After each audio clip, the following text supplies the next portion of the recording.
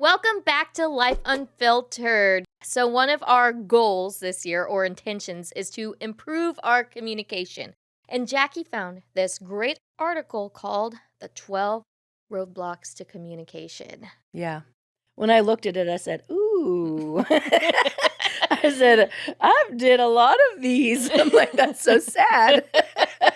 But I mean, it's good to be aware because me and Kashmir both got BAs in communication. Mm-hmm. So we learned a lot Yeah. through that, how you need to be an active listener. You don't use like I statements or like you statements, you use I statements. So you don't say you did this or You have to start with I feel. Well, like that movie we watched, she was sick of saying that too by the end. I'm sick of saying I feel. Do you want to start with one? Yeah, I'm going to start with making judgments such as criticizing, name-calling, diagnosing can undermine communication, which, I mean, that makes sense. That makes a lot of sense. I don't think we have to really explain that And one. it's funny because God's word tells you don't judge. Yeah, and that's, I might get into it a little bit after I go through the list, but that's something that one of my communication books said to, like, be better with listening and defensive and good climates for communication. Then it's number 2, though. I do this all the time. Sending solutions. Oh, I do that a lot. It's really horrible. People really don't like it either. No, I don't think they want your opinion on how to fix it. Well, I think it's because you first have to acknowledge that maybe they might see a way to fix it, but they just want to process how they feel before you give them the solution. Yeah. And maybe just listen to them and, just take in what they're saying instead of just offering a solution. Yeah. Or if they ask for your input, you need to wait until they ask for it and not just freely give it. And what's next is avoiding concerns. That one is like overly relying on logic. So this is an example like at a job. Okay. Oh, I'm having job anxiety. And then you say, oh, don't worry, the economy's doing great. See, I probably have did that. Try to give them the upside. Yeah. But they just really want to process their emotions and how they're feeling. And they want you to acknowledge their anxiety. Exactly. Do you got a couple you wanted to share? I thought, because there's preaching, commanding. Those seem pretty, don't preach at people. Don't command them to do stuff where you can dictate what they can and can't do. I think moralizing, categorizing opinions or actions as inherently good or bad. I don't know about that one. The example was like, say you wanted to quit your job and you said, oh, that's irresponsible of you. Yeah, you wouldn't want to do that. You would want to say what stresses or what stressors are causing you to want to leave your job. Yeah. Do you want to talk about it more? Instead of just saying, oh, that you're a bad person because you're like not being responsible or doing what society expects you to do. The next is bad threatening. I mean, that's pretty self-explanatory. One-upping. One-upping. I feel like I've done, not to like one-up the person, but just to be like, oh, I went through something similar and this is how I felt. And like, but no, me and Jay Random were talking about it. And I said, I think I do that, but I'm not meaning to one-up them. I'm just meaning to relate. So I was trying to think of it from my own perspective. Do I like it when someone shares their story with me? And I think I do, as long as like we're connecting. But I guess if someone's saying, yeah, I've had it worse than you, and your problem isn't that really that bad, you need to get over it because I've had it worse than you, that's when I'd probably be like, you are being a bad one-upper. Or like, you really don't understand. Like, I feel like one of our, not tips, but one of our things we go back and forth is like, you don't understand. You were married at a young age and I've never been married and you don't know what it's or if like you're suffering, going through pain and other people have suffered and went through pain. So you're talking about your pain. And then the other person is like, you don't even know what I've been through. You don't know the pain that I have been under. So I could see that. That's one area I will be really try to be more sensitive with. Yeah, also me with making judgments. Shaming, which, I mean, shaming's just bad. Bad all the way around. You don't shame people. You don't want to shame people because you're criticizing them and you're belittling them and you're embarrassing them. And then interpreting. I think I've did that one. I've done that too. And that actually is a part of the listening process. And I feel like if you're trying to interpret what someone says instead of directly asking them, I think it's good to clarify this is what I'm interpreting what you're saying. Is this right or wrong? Yes. But when you're in the moment, you fail to use that language. Because I think I do that with Jay Random. Like, I'm saying something, but then he says, you're not listening. And then I'm like, well, I think I'm listening, but maybe I'm interpreting. Yeah. Because I am an analyzer, so I could be analyzing things. Or trying to process what he's saying and trying to, well, because like for me, when he talks, like I'm trying to imagine where he's working. Oh, me too. Yeah, like I come up with that these one's weird really hard. Like, I know. Because I'm a very visual person, and if I don't I'm trying to imagine like the whole. You're trying to imagine now. I know. Interrogating, of course, you don't want to do that. That's like barrage of questions: who, what, when, where, why. I think that you would interrogate though if you felt threatened. Like, say that you felt like insecure, you might interrogate. That's where I'm thinking that could come into maybe like a relationship that's had trust issues. So you start interrogating, and that's probably where that would be a big roadblock to you getting the answers to what you need. I've also had that happen at a workplace where they really like drilled me and wanted me to repeat my story the same way, like to see if I would slip up. So crazy. And I was like, I'm telling the truth. And then it's just hard. And then like, especially if that person is your superior and you really don't have like a voice. Like I kind of, a lot of those situations, I would just not check out, but like just kind of like shut everything off and just like think exactly what I needed to say and not take it personally. Or some people couldn't do that. No, a lot of people can't. I would have gotten befuddled. Or angry. Like I feel like they want to draw out a reaction from me. And usually what I try to do is I'm just going to shut off emotion and be like, you're not going to get a reaction from me. It's probably smart. Yeah. I mean, sadly, I've had to endure that as a child, but and then the last one is kidding or I would say that's using humor or sarcasm to. Yeah. They're saying like read the room because they're saying, humor can ease tensions and it can help, but you don't want to make light of someone's problems. No.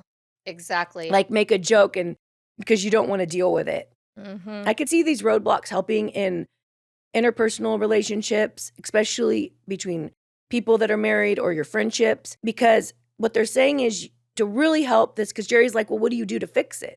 And I'm like, well, you have to have empathy. Yeah. You have to be an active listener, like you were saying. You have to think to yourself, I'm not going to make any judging statements. I'm going to just let this person talk. Yes. And I'm going to be there for them. And I don't have to force my opinion on them. And maybe I could say, well, how would you like me to respond? Would that be a weird way to talk to someone if they're like real? Because I know that me and Jay Random, we're working on our communication. And I'm trying to be very just listen and let him speak everything he wants to say. Yeah, that's actually what they say. It's called interpersonal confirmation. So normally, which I remember in school, like I actually had to define communication. I didn't look it up though from where I defined it, but I feel like communication, the purpose of it is to create a shared experience and to share who you are to other people and to create meaning together and create purpose because, I mean, communication is how we express who we are, either non-verbally, verbally, through our phones, through our appearance. And there's also different hierarchies of how we value like ourselves or our race, our identity, our family, like how we weigh those things in our culture. Like and how we communicate? Oh yeah. So like say someone's like someone could identify their gender being their number one thing in their head when they're talking to you, and you could just think of yourself, like my personal identity is just me. I don't think of my gender. Yeah. So, or it could be your race or your family status. Like I'm a wife, I'm supposed to submit to my husband. So there's all kinds of dynamics when you're communicating with someone. That makes so much sense. And the interpersonal confirmation is about recognition. So they want to be recognized, acknowledgement, and endorsement. Now, endorsement doesn't mean that you have to agree with everything that they. Yeah, that's where I think that's where I kind of get in trouble sometimes. Because I don't necessarily agree with everything. Yeah. But you have to make people or show that their thoughts are valid. And then for the listening process, they actually went like on this deep thing. And the most important thing is to be mindful. So they say you need to empty your mind of thoughts, ideas, and concentrate on the person and push away any. I can see that. Yeah. I have to do that a lot. Because I'll come up with things to say. Yeah. And then I have to say, you don't need to say that. It could be said some other time. Exactly. And they actually went through like the physical, like actual process of listening is like you have to physically receive the message. Then what we do is we select and organize the I remember this information. from our book. Yeah. Now. And then you have to interpret the communication, where that's where it could get dicey, because if you're not on the same page of things, like new people, you would interpret it different, as opposed to like you and I, we would probably understand our interpretations more because we've been around each other. And then we need to respond and then remember. That's good. Yeah, which is also funny too, is like during communication moments, like remembering, like we probably remember things different than they actually happened, or like our remembering of the event could be different based on how we viewed the situation and tone. True. Yeah. And you've been really studying the Bible though, and didn't you find some stuff that you wanted to share about? I was reading, sorry, to get my little book over here. It's okay. I was reading Ephesians, Philippians, and Colossians, so I was writing down everything I learned. And then I was thinking about these roadblocks and how we can be helped. Because it's basically saying when you're an active listener, you stay fully present. You basically paraphrase what they say. You ask clarifying questions. Yeah. You provide feedback. You show that you value what they're saying. You try to reflect their emotions. And you want to validate them and appreciate them. Yeah. For what they're saying. So basically, in Ephesians, be gentle, sensitive, forgive quickly, be courteous, reverent, understand, and support others. If you do this, God will give harmony to your life. But basically, all 3 chapters are about putting yourself aside and putting others before yourself. Like Jesus teaches us to do. And like your old life is gone. So now you want a wardrobe of love, compassion, kindness, humility, quiet strength, discipline, being even-tempered. So I was thinking that all relates to helping you with roadblocks to communication. I agree. And I did look at ways, because they did tell you to like to assess how you communicate and areas to improve, is like acknowledge where you're at. You know, we're not perfect, but you can take steps to improve over time. And then there was another thing I wanted to bring up too, was these are called defensive and supportive climates. Okay. So supporting climates encourage better communication, defensive climates, or mix. There you can have like a mixture.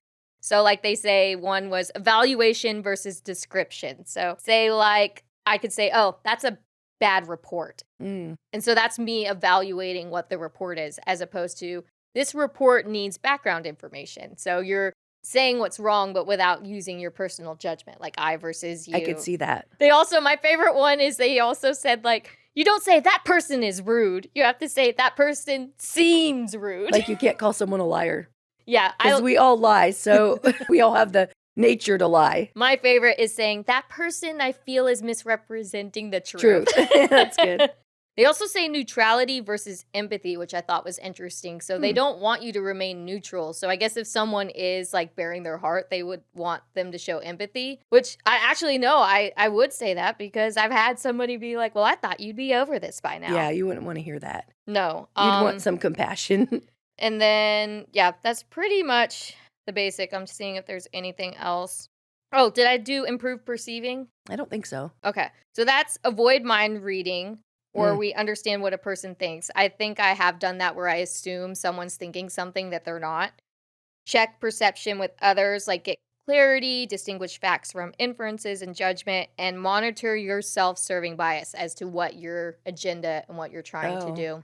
And I just know, like, I had to work with a lot of cultures, and Middle East culture is totally different. Yeah. Just the perception of time, which I think I've gotten in the bad habit of like being like right on time. I haven't gotten to being the late person, but I used to be super early, and I think that probably could influence. And just like saving face, like there's just so many things that like as their selves they value more as opposed to myself. And they say it's not just culture though, it's also your upbringing, your parents, your personality, and all kinds of stuff. But no, I could see that. Communication is essential, but it takes work. It does, to have good communication. I mean, hey, there's a whole department that people go to see, like psychologists and therapists, to help communication. And true. And I was just glad that I looked up the 12 roadblocks, because I wanted to be aware of myself and how I can better communicate with my family. Me too. I have work to do, because I feel like I can get short And I also, like, I make presumptions of what people are saying to me, and I feel like they're saying, like, I'm inferring that they're thinking I'm a bad person, or I'm inferring that they think I'm not doing it right, or such I think things. sometimes I don't hear exactly what they're conveying. Yeah. And So I'm misinterpreting it. I feel like I do that a lot too. And I feel like we're more distracted now because we have phones. Oh, you're right. And So we have to be more intentional. Which we're going to work on it. We promise we will keep you updated. And yeah, I really like this segment. I love going back into my old books and stuff. I know, thank you. Want to be in the know? Subscribe to our YouTube channel. Listen to us on all podcast platforms. Follow us on all our socials. Visit our website, thenobody757.com. I'm Kashmir. I'm Jackie. And we are the Nobodies 757.